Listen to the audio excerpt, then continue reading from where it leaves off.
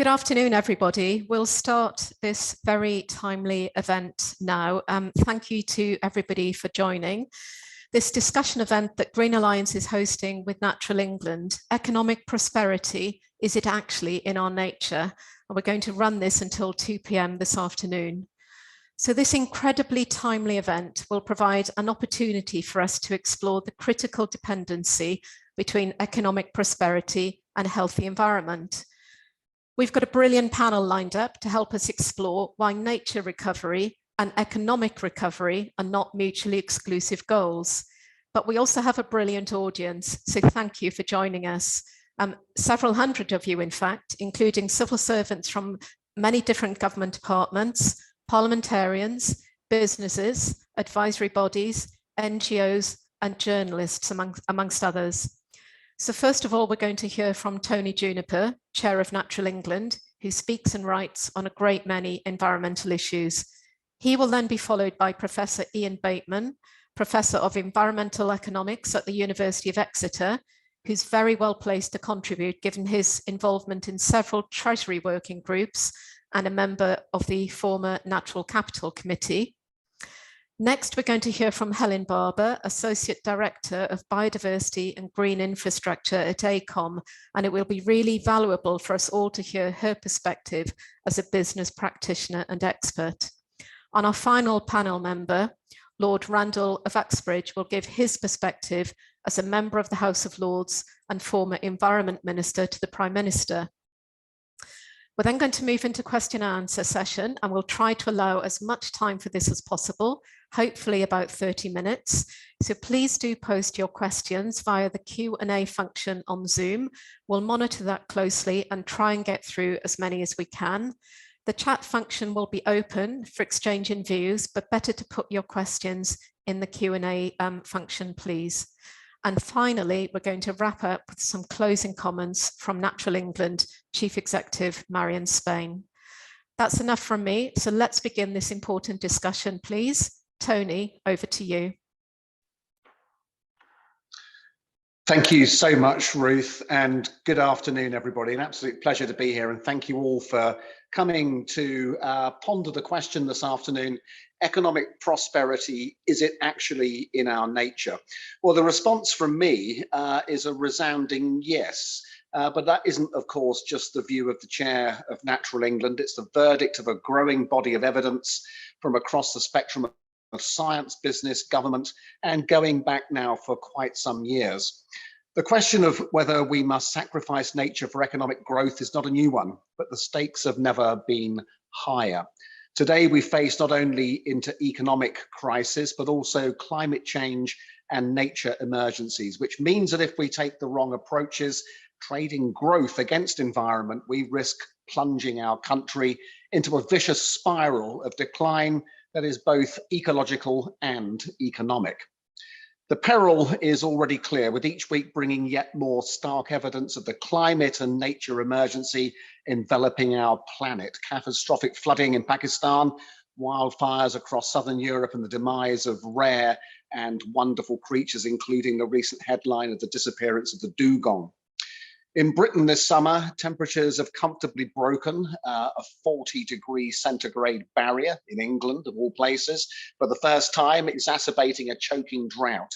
Our web of life is unraveling, with many once common wildlife species, from hedgehogs to turtle doves, suffering decades of decline. Too many people still seem blind, however, to the fact that our economy is a wholly owned subsidiary of nature, with our entire way of life sustained by ecosystems as diverse as soils and sea. Nature is the basis of our food supply, clean water, air, and is vital for human health and well-being. Degrading those key services means money has to be spent dealing with the fallout, money that could be better spent elsewhere, of course. When it comes to food security, it's estimated that pollination carried out by wild insects in this country is worth about £700 million per year to the UK economy, helping to secure a farming industry worth more than 120 billion. Take that service away and we would have to spend an estimated 1.8 billion a year on hand pollinating our crops, in the way that farmers do in parts of southwestern China, where fruit farmers climb into the trees in the spring, to use feather dusters to move the pollen between the blossoms by hand. 20 farmers needed to replace the work of one bumblebee nest in those landscapes. Peatlands are one of the best examples we have of the multiple benefits that nature brings to society. Waterlogged blankets of dead plant matter cover 1/10 of England, and the high quality water that comes from them, that they filter into British rivers, is valued at up to £888 million per year. These wonderful wet places also make a huge contribution to conserving the native wildlife of our islands, hosting some of our rarest species, bittern, swallowtail, and plants such as the carnivorous sundew. Such is their outstanding importance that nearly 1/3 of our deep peat is notified as sites of special scientific interest. And considering the urgency of the climate change emergency, it is perhaps not surprising that most prominent amongst the benefits peatlands provide to society is the fact of them being England's biggest natural carbon store, locking away some 580 million tons of carbon in the ground, and in the process keeping it out of the atmosphere. Unfortunately, and just as is the case with many tropical rainforests, the degradation of our peatlands is now such that they are currently net emitters of carbon rather than the net sinks that they once were. We rightly express our horror at the destruction of the Amazon, but need to recognize that we have important recovery work to do right here on our own doorstep. Just 13% of our peatland is in a natural state, and this means the rest of it, drying out and degrading, is working against us, releasing 10 million tons of carbon into the atmosphere each year and sending discolored water cascading from hillsides into expensive water treatment works, and sometimes rushing downstream to cause flooding in landscapes across the country, including in Yorkshire. The Office of National Statistics has said that restoring UK peatlands would cost £8 to £21 billion, but the carbon benefits alone would be around 109 billion, giving a cost-benefit ratio of at least 5 to 1 and possibly 10 to 1. Got to be a good rate of return by anyone's estimation. And this is before the millions of pounds of savings from water treatment and flood damage is factored in, never mind the wildlife benefits nor the great potential for ecotourism. Turning to the health benefits that come from time outside and arise from access to wonderful wildlife-rich landscapes, the strength of the connection between these has been underlined by a host of studies. One found that outdoor recreation provided health benefits worth more than 6 billion a year, while another estimated that visits to woodlands alone saved 141 million in reduced costs of mental health treatment. An often overlooked aspect of the economy versus environment debate is how breathing life back into nature results in life being breathed back into business too. In the United States, for example, there's evidence suggesting that for every $1 million invested in nature-based solutions, close to 40 jobs are created. That's about 10 times. Hi, I think Tony's internet might have frozen, so let's wait for 1 minute and see if we can get him back. But whilst we're hopefully retrieving the Natural England internet connection, gosh, I mean, two things that struck me from that amazing presentation: a 5 to 1 value restoration for actually restoring peatlands. Who wouldn't want to invest in that? Hope that friends at the Treasury are aware of such good returns on investment. And the other kind of horror story about fruit farmers using feather dusters to resort to pollination. Goodness me, what are we facing if we don't get this right? Let's just check back in with Tony and Marion and see if they're able to come back online. Can you hear me, Ruth? We can hear you, so we've just paused temporarily. So if you can resume where you left off, as I'll carry on where I left off. Apologies, there's something going on with the technology here. Don't worry. We were in the Dearne Valley in Yorkshire, everyone, sorry to disappear, a former industrial wasteland, now the green lungs of communities across the north of England, and not only providing a wonderful place for people, but also a stronghold of the increasingly scarce willow tit. This has led to a large number of new business enterprises springing up, demonstrating how high quality natural spaces can be the precursor of high quality investment and jobs. Businesses understand this and seeking opportunities to support nature recovery with their own and investors' money. More than 160 companies have already joined forces with Natural England to help deliver the government's promise to create a nature recovery network across the country, which will be just as good for businesses as it will for wildlife and people, because employees like to live in attractive nature-filled places. And on top of that are the range of other benefits that help companies to manage risk and to realize opportunities. It's a case of both and rather than either or, business and nature. And the picture that's coming into sharp focus reveals how investing in nature is not a drag on public finances. It actually saves the country money and creates the conditions necessary for economic prosperity. Far from being a block to economic development, it is increasingly clear that functioning natural systems are a vital prerequisite for it. The simple fact is that nature is vital for our health, wealth, and security, and we cannot do without it. And of course, on top of the financial and economic case is a moral and ethical one. It is recognised in the government's 25-year environment plan, which commits us to being the first generation that will leave the environment in a better state for the next generation. The pioneering idea that we must honour to hand to future generations not a financial debt as we build up, to leave to future generations an ecological debt alongside a financial debt, but instead to invest in nature recovery in a way which makes best sense for the future as well as today. And economic development will, of course, be even harder to achieve as the riches of nature become even more depleted than now, unless we take immediate coordinated action. The broad goal to improve the state of the natural environment is backed by targets enshrined in the Environment Act of 2021, including that to halt the catastrophic decline of species by 2030. The UK has also adopted the goal of protecting 30% of our land for nature by 2030. That Act of Parliament also brought forward some of the key tools to advance both of these ambitions, including the idea of biodiversity net gain, local nature recovery strategies, and conservation covenants.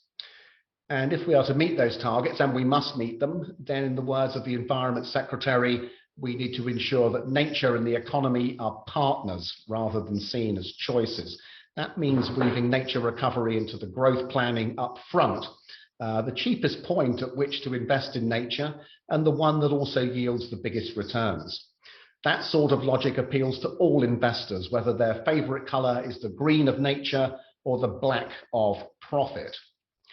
Nature recovery must be based on taking a more strategic approach to land use at the start of development planning, incorporating nature recovery into the same process as planning for housing, infrastructure, and industry.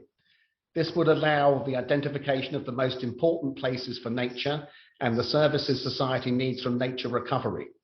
The resulting plans would deliver the beautiful places that would attract investment and enable people to enjoy healthy lives, as well as contributing to those 2030 targets.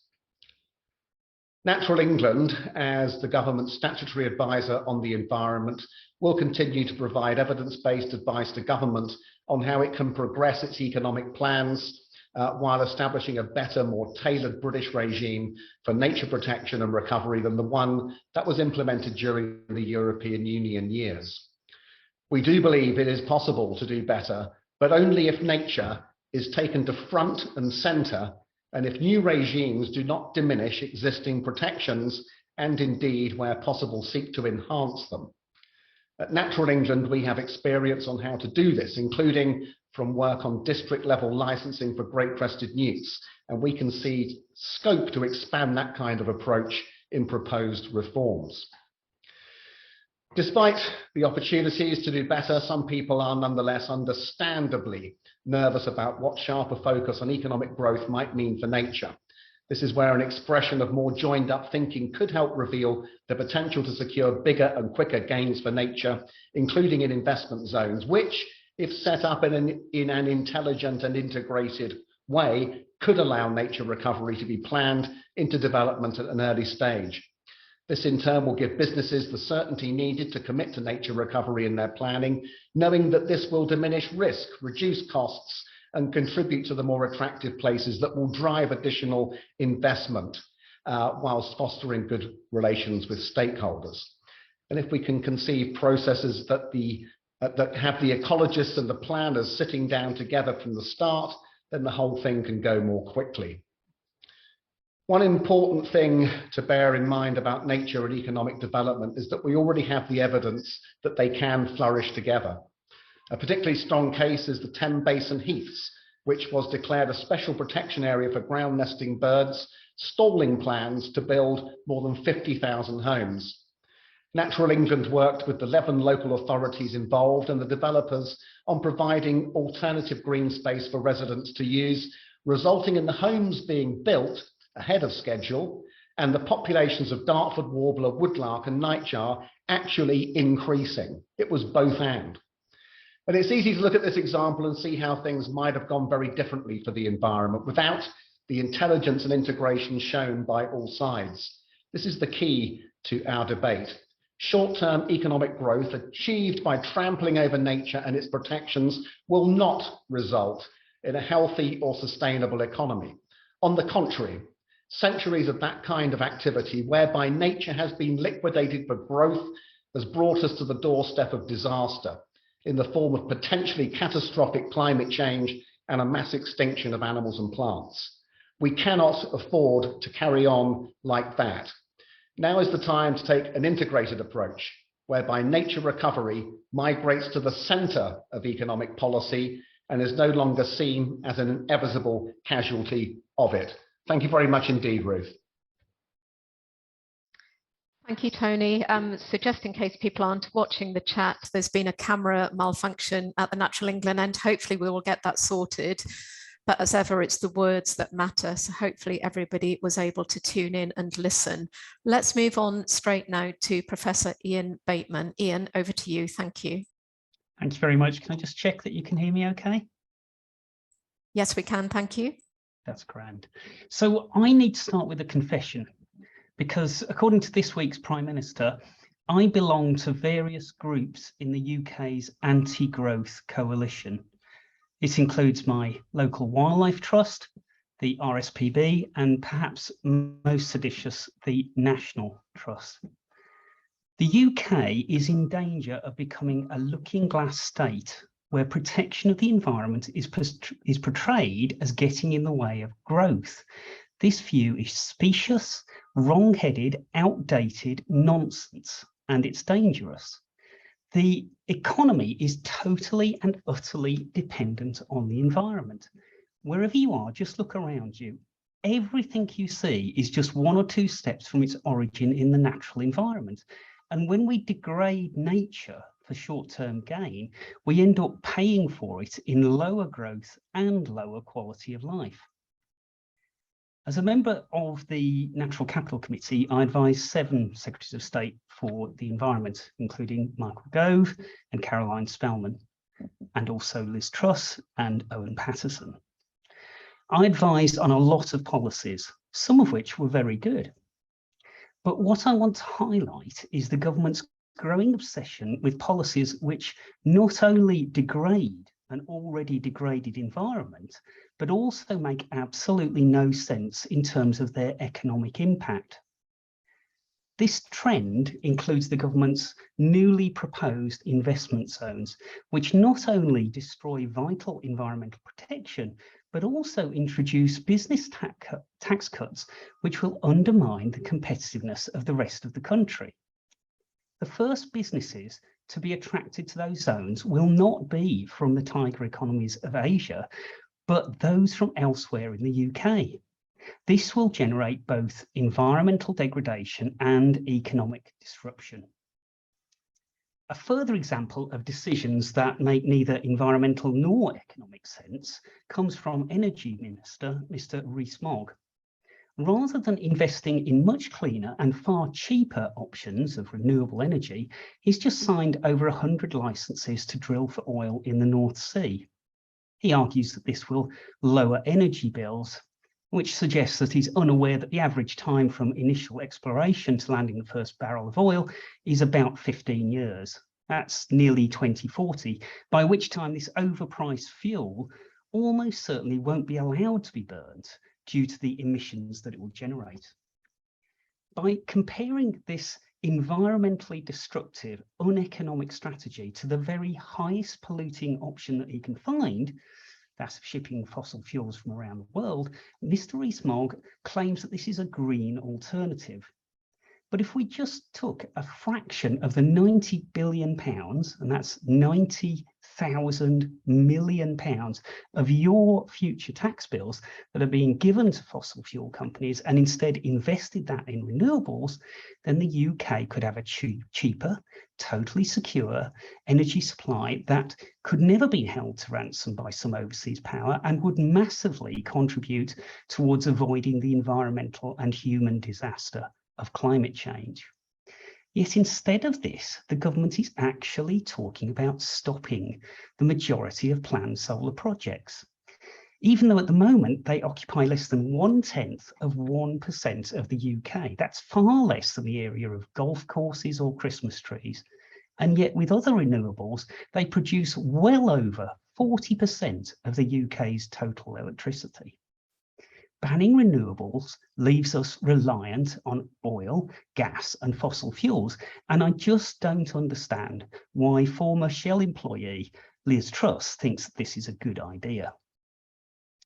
Another example of environmental destruction which makes no economic sense are the threats to the Environmental Land Management Scheme, or ELMS, which was touted as the best and perhaps only benefit of Brexit.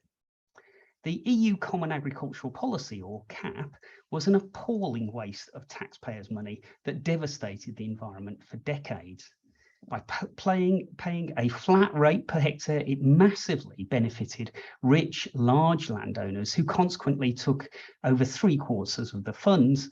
Indeed, this left just 50% of small farmers sharing just 10% of this subsidy. This flat rate approach gives no incentive for farmers to excel at producing environmental benefits. The public money for public goods principle of ELMS was supposed to change all this, paying higher rates for greater environmental improvements. It's a really good idea. But instead, its rollout has been stymied from day one, and now the government is reviewing it with a view to going back to the CAP flat rate approach. This has led to the only time that the director of the Institute for Economic Affairs and I have ever been in agreement. Abandoning ELMS will not only be a disaster for the environment, it will represent a reinstatement of one of the worst wastes of public money ever perpetrated by a British government on taxpayers. The last case I'll mention is biodiversity net gains. The idea of making developers pay for the environmental damage they cause is a good one. But by allowing developers to get away with a few trees at the bottom of the gardens of their new houses, or a pond encased in clipped grass and tarmac, we forfeit the real environmental gains which this policy could be delivering. If these schemes were targeted at areas where biodiversity would respond the best, perhaps with some directed to areas of urban environmental degradation, then we might have a biodiversity net gains policy worthy of its name. In conclusion, the government has recently developed an unerring ability to pick strategies which both degrade the environment and shrink the economy. I am not anti-growth. A thriving economy is essential for people's well-being, but smashing the environment will degrade both the economy and that well-being. We must choose economic policies that recognise that the health of the environment is an absolute prerequisite for the health of both the economy and people's quality of life. Thank you. Thank you, Ian, very much. Points very well made. And, you know, if there was an elevator pitch for this event, then it would be exactly what you've just said in the number of different ways that you've said it. Economic health is so dependent on environmental health, as indeed is our own well-being. So thank you very much. Over to you, Helen. Thank you. Thank you, Ruth. Okay, so I've worked in biodiversity and business development or a mixture of the two for the last 25 years in a range of different organisations. And over that 25-year period, I've seen us gain numerous case studies, evidence and advancement in policies and laws. So globally with our ESG, the environment, social governance standards, stock market regulations, biodiversity, supply chain disclosures, and nationally with the Environment Act 2021. All of these things support what Tony and Ian have just been talking about the business sense of being nature positive and the risks of not, and it's undeniable. Business developers and investors understand this, and contrary to some beliefs, they want the certainty of environmental regulations, but just with enough resource to work out the implementation and processes. Business and investors need that certainty to be able to operate and understand their own risks. There is a fast-paced movement with big investors globally at present, away from what's called stranded asset risks to greener, safer, nature and climate-proof projects and organisations. And at my company, colleagues advise clients on this. And we also have big investors approaching us, asking us for our biodiversity credentials. It's important. There's many reasons for this sudden shift, but the UK needs to provide nature and climate-proof options for big investors to invest in UK business, or we risk being left behind and potentially negatively impact our own country's credit rating. COP15, to be held in December, hopes to reach agreement that economic systems must go further in representing biodiversity impacts. The financial models that we've got are not currently capable of tracking all of the financial benefits from nature because it's so complex, but they are getting better, natural capital mechanisms, for instance, and the wider value streams that may be difficult to track can often be explained in qualitative case studies for which Ian and people have been giving us these different examples. So at the UK scale, construction developers want to provide developments that their stakeholders and the general public and their end users are happy with and approve of and comply with their own internal ESG policies. And in overly simple terms, if everyone is happy that a development is going to be nature positive, there is more likelihood that it will be approved quickly through planning, have less democratic resistance to it, and this saves money at the planning stage, and it lowers the risk of rejected applications and potentially expensive appeals. Using multifunctional, nature-based solutions can also save significant money and potentially generate more profit and revenue streams.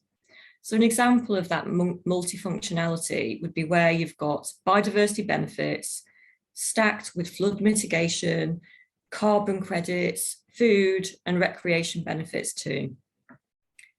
Biodiversity net gain, BNG, provides certainty and an objective mechanism to show a development is nature positive with regard to habitats. All of our clients want to supply BNG, the minimum 10% at least, to, even though it's not yet mandatory, they want to do that. BNG can partially help fund nature recovery networks too, if it's planned and designed in a strategic way to benefit connections.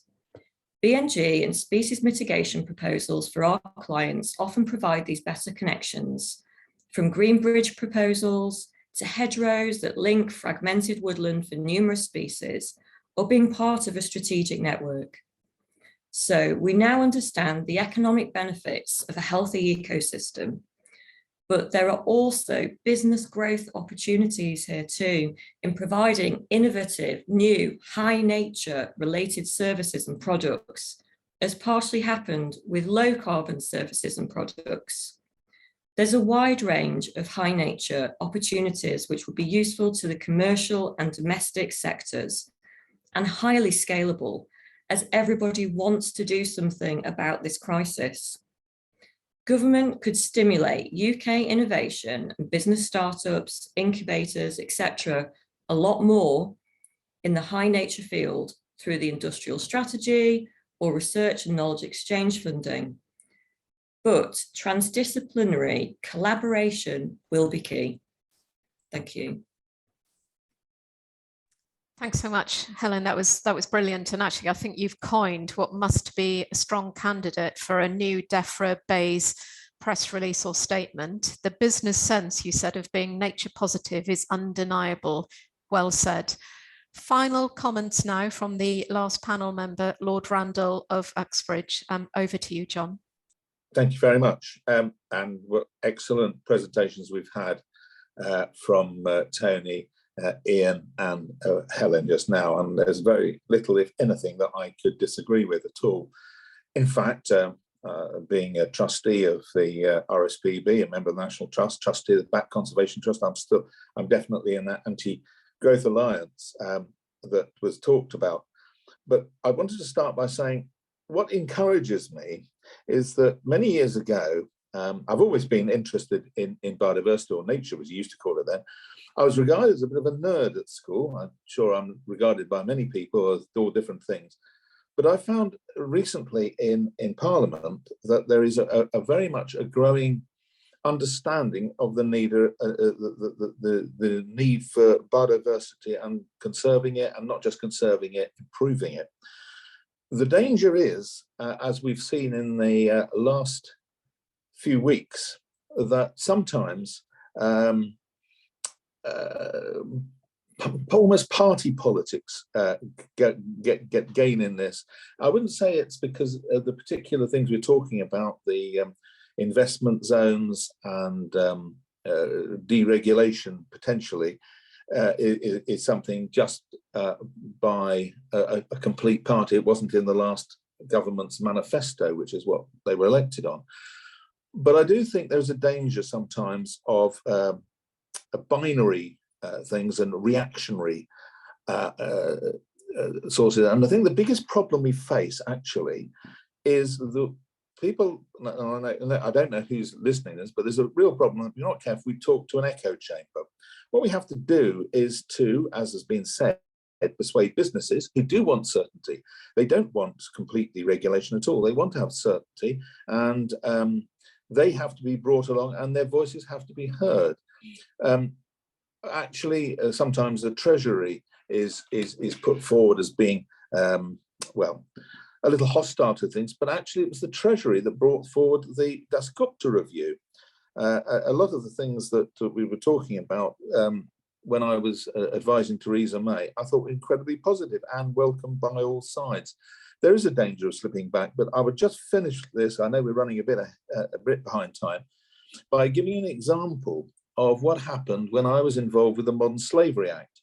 One of the things we wanted to do in the Modern Slavery Act was to make supply chains for large businesses free of, or best they could be, from modern slavery.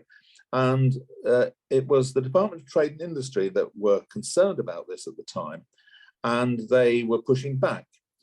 And how we resolved it was getting large, very large, well-recognized businesses saying, no, they want to have these regulations. They want to have it. And that persuaded the government then, it was David Cameron, who was the Prime Minister, and Theresa May was the Home Secretary, persuaded them that actually this was a way forward. There's still a lot to do, but it is working together. And having conflicts between, or perceived conflicts between business and nature preservation, it's like saying farmers have got to be very much involved, and they are. They welcome a lot of these things, but we've got to be careful not to create binary conflicts. But I shall leave it there because we don't know what's going on in Parliament across the road.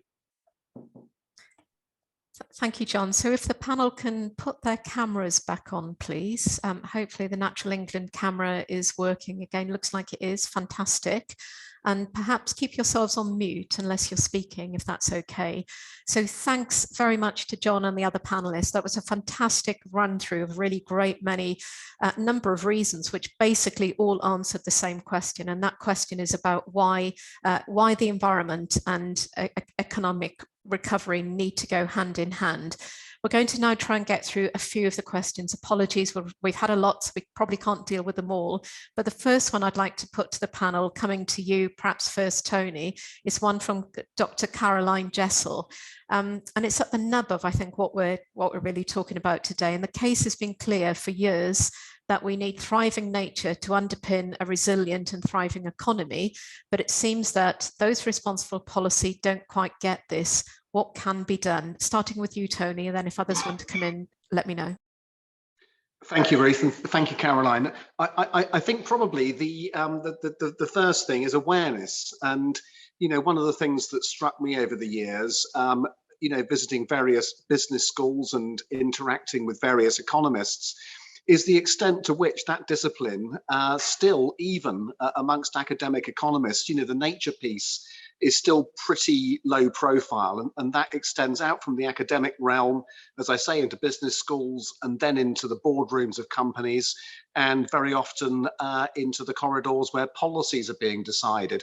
And so that separation of ecology from economy and the lack of awareness about the fundamental links between them, at best, you know, we talk about very often at best, we talk about environment being balanced against growth, which is completely the wrong framing. You know, as I said a moment ago in my initial remarks, the economy is a wholly owned subsidiary of the natural world, but at pretty much every turn, we don't behave like that is the case. And I think it's mostly down to awareness. I mean, obviously, you know, there are interests in the world, in energy, in agriculture, in consumer goods sectors, for example, where sometimes it would seem that looking at the environmental side of the equation is not attractive from a business point of view. But I think increasingly that is diminishing as companies in all sectors are realizing that it is a source of grave risk reputationally for supply chains in the policy world. And so I think, you know, that draws me back to this point about it actually being a big awareness raising job that's needed. And actually in the circumstances we're in right now, I think, you know, these kinds of debates we're having today are very timely indeed in being able to just lift the discussion a little bit. Thank you. Great, no other hands. So let's try another question. On this one, I'll come to you first, Ian, if that's okay. So this is from Colette Beckham. And as Helen says, businesses are getting behind nature and climate action and are ready to invest.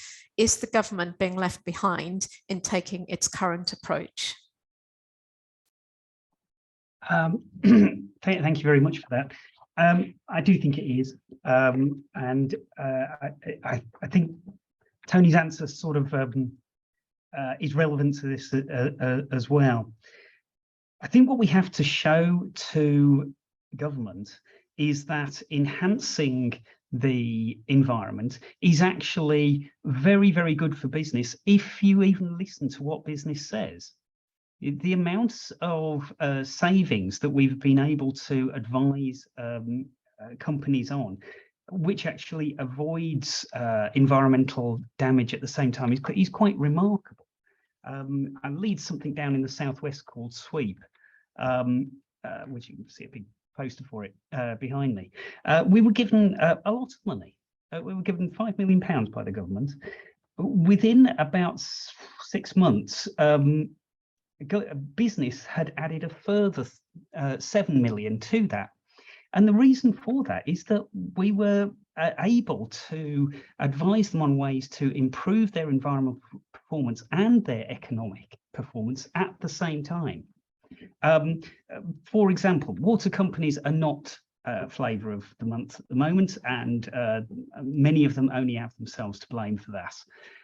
But working with water companies, what we were able to do was to show to them that it was so much cheaper for them to avoid pollution going into rivers in the first place, rather than cleaning it up once it's already in the river. It saves them an awful lot of money. And as a side effect from that, you end up with much cleaner rivers. Now, clearly that is not happening all over the UK, but nevertheless, those companies that get it can actually be used as a way of explaining to the government that actually this is, in fact, the DEFRA should be seen as an arm of the Treasury, almost, as an arm of improving the UK economy. Sadly, it's not. It's usually viewed as a brake on the UK economy, which is, as I mentioned, incredibly outdated. Thanks, Ian. Helen, do you want to say anything on this one? I mean, do you feel that the business community is racing ahead of government and waiting for it to catch up, or where do you see that dynamic from your perspective? Hi, Ruth. Sorry, I was busy writing on that last question. So could you just put the headline to me again?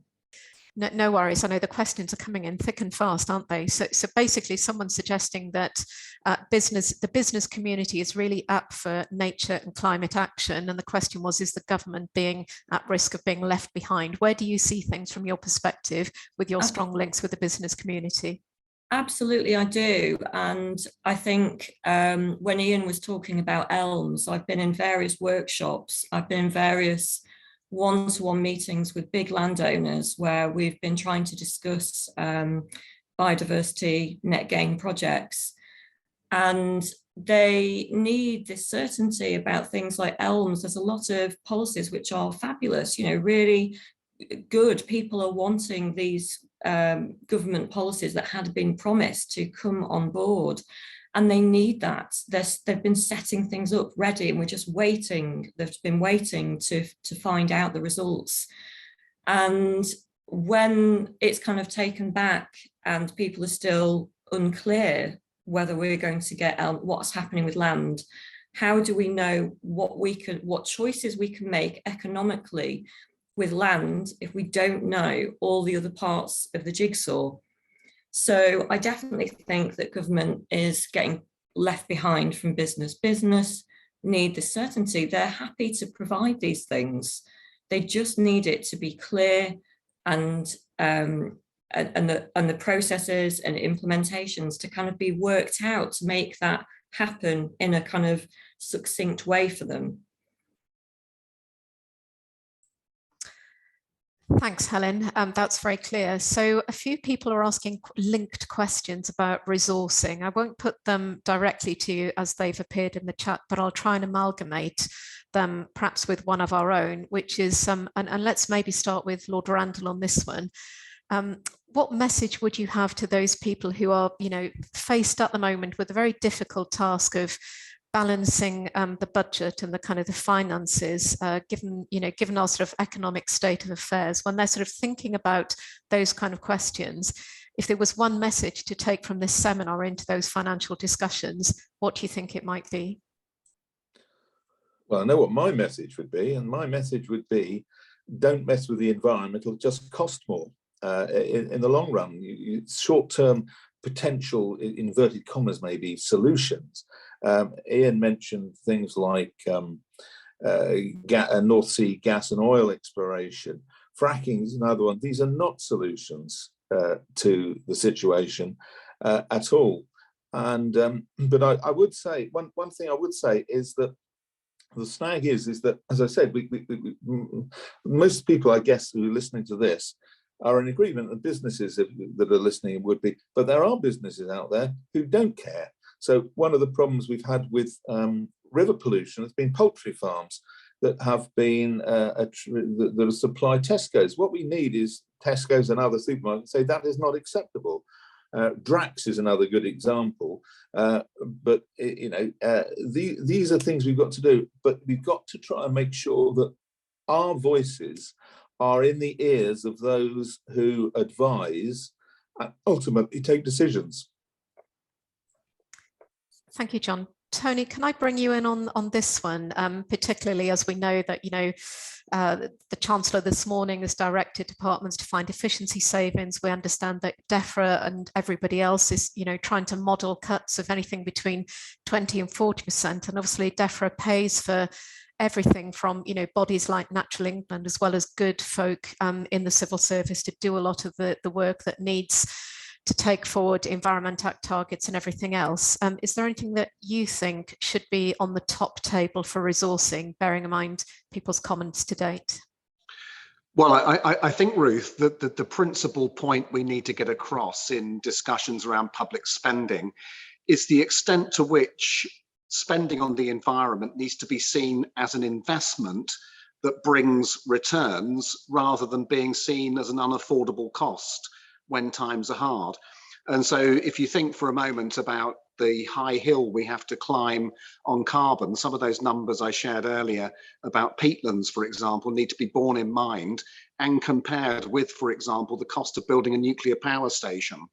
And then look at the potentially astronomical costs that are going to have to be seen through to enable the country to adapt to climate change. You can only pour so much concrete with billions of pounds, or actually might it be better to invest in nature recovery to defend against flooding, sea level rise, the urban heat island effect, for example. And so looking to the extent to which we can get a lot back for society through investing in a healthy environment is, I would say, the better way round to look at this. And at Natural England, of course, we want to see efficiency. We are not going to waste public money at any turn if we can avoid it. But what we do need to do is have sufficient money coming in to be able to do what we need to do to meet the 2030 targets and the targets beyond. But if we are going to do that, then looking at the multiple returns we get for carbon, resilience, public health and well-being, and food and water security, these are very, very important to have front and centre as we're looking at those decisions about where to invest. And all of that's essential for growth, of course. Thanks, Tony. Let's come on to a question then on a slightly different, but obviously very related subject. And this one is from Jack Graham, a climate correspondent at the Thomson Reuters Foundation. And he asks, have there been any successful efforts to divert damaging government subsidies towards more sustainable projects to improve biodiversity?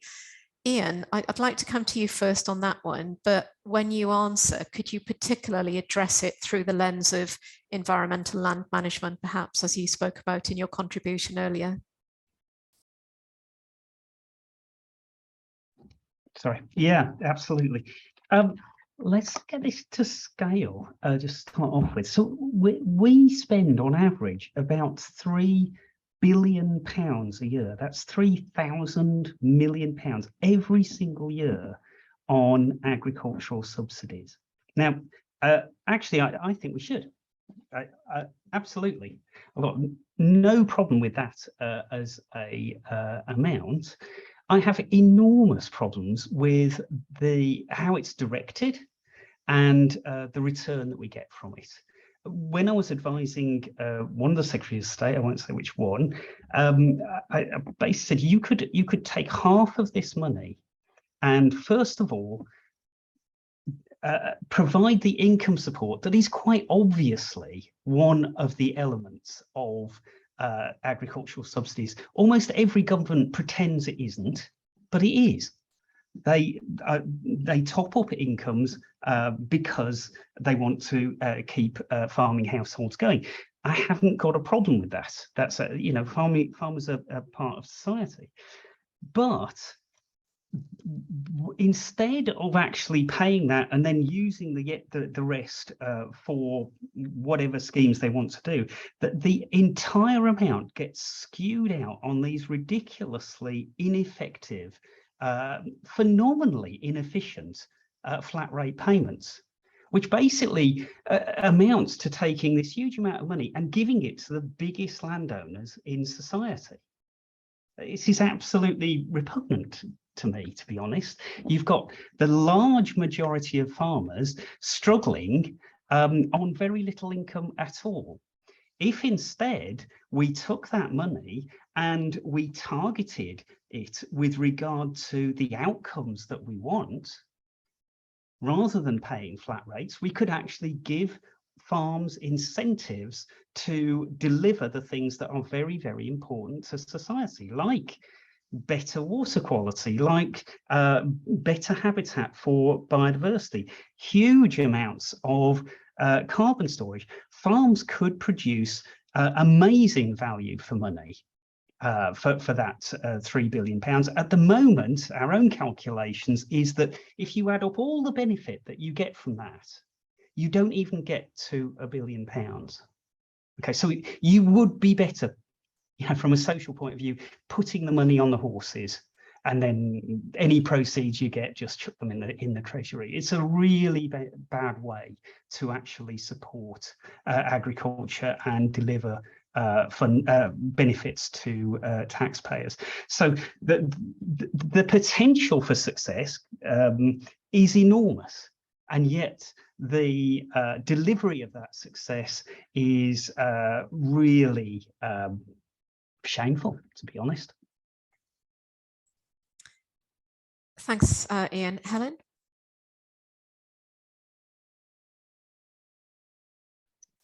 Yes, hi. I just wanted to add that I think if there was more collaboration through different organisations to look at the integration of some of these different things that we're trying to do on land, because some of these things can be achieved on the same piece of land, like Ian's talking about and other people in the chat are talking about. So things like nutrient neutrality and biodiversity and carbon and all of these different things at the moment, because they're so new, it's hard to see for farmers or landowners or whoever how they can sometimes merge those different things. I mean, as experts in the field, we can help to show that, but it would be really helpful to have collaboration through different professionals, to have economists, to have ecologists, to have planners, to have landowners working some of these things out. So we almost need some kind of mechanism to help us do that. And whilst we have got some examples and lots of different case studies, we haven't got something with these new emerging ones, which are brilliant policies, but something to kind of pull it together. At my company, and I'll put something into the chat, we have got a natural capital lab. I'm sure there's lots of other organisations as well that are looking into natural capital and how we can do these things. But additionally, I do think we need some kind of creative thinking, some innovation in how we come together, some mechanism to work these things out collaboratively, because it's not just planners looking at it isolated, ecologists, economists, landowners. It needs to be everybody.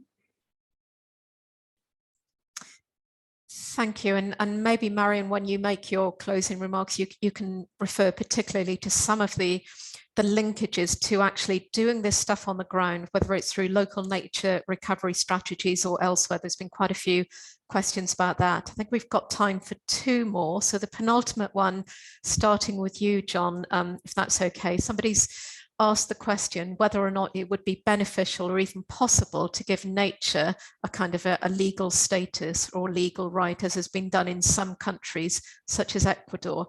How do you think the Westminster Parliament would deal with such a question at the moment? Well, to be honest, I have no idea. I think I don't know enough about it. It's the sort of thing that I can see a campaign working, but I'm not sure that the mood would yet be right. How I would need to know that there were other organisations pushing this to do it. I mean, I think education is a huge part of this whole area.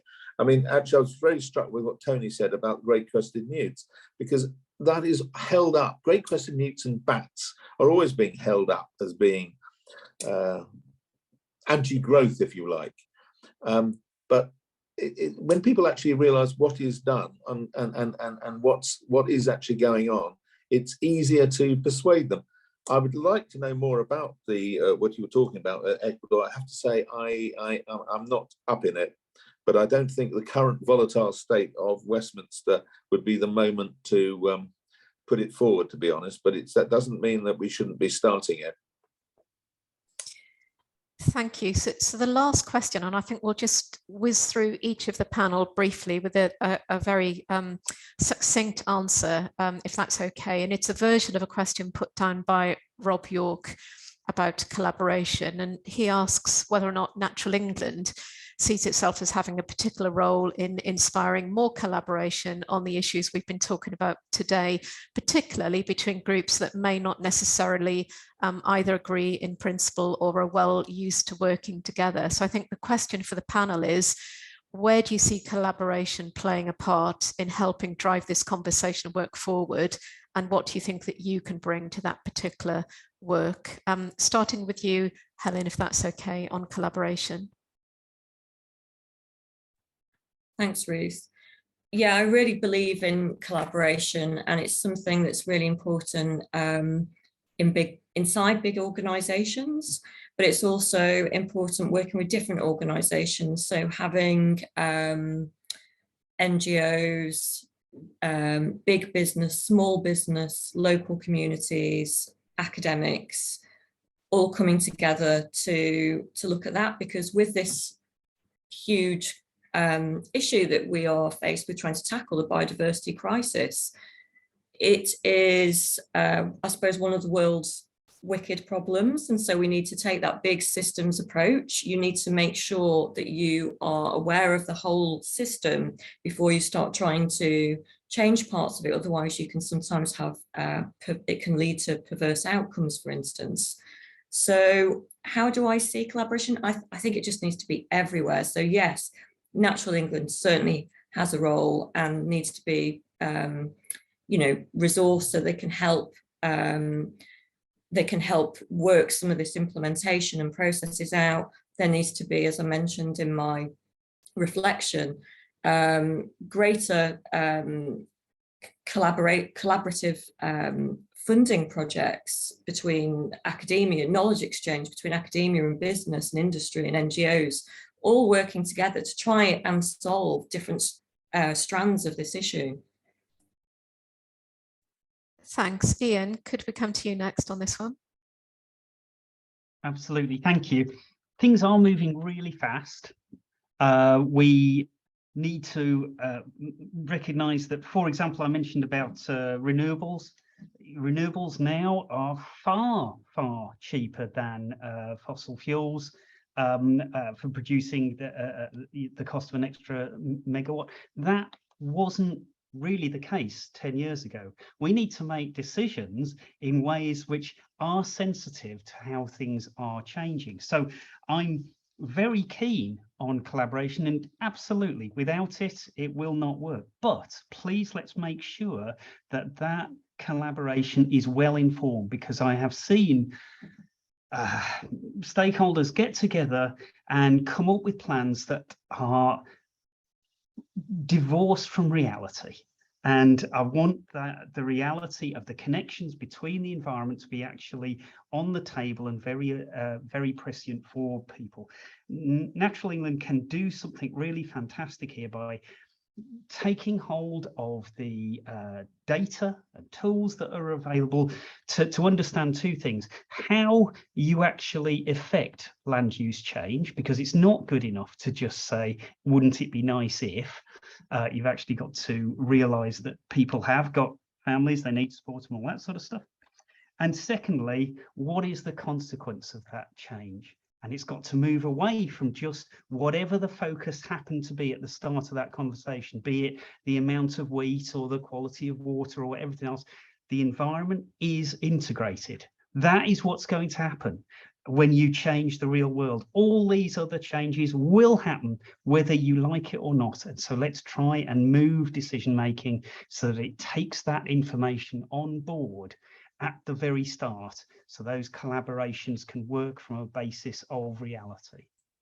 Thank you. Thanks. John, can we come to you next? I know you have to go. Thank you. Okay.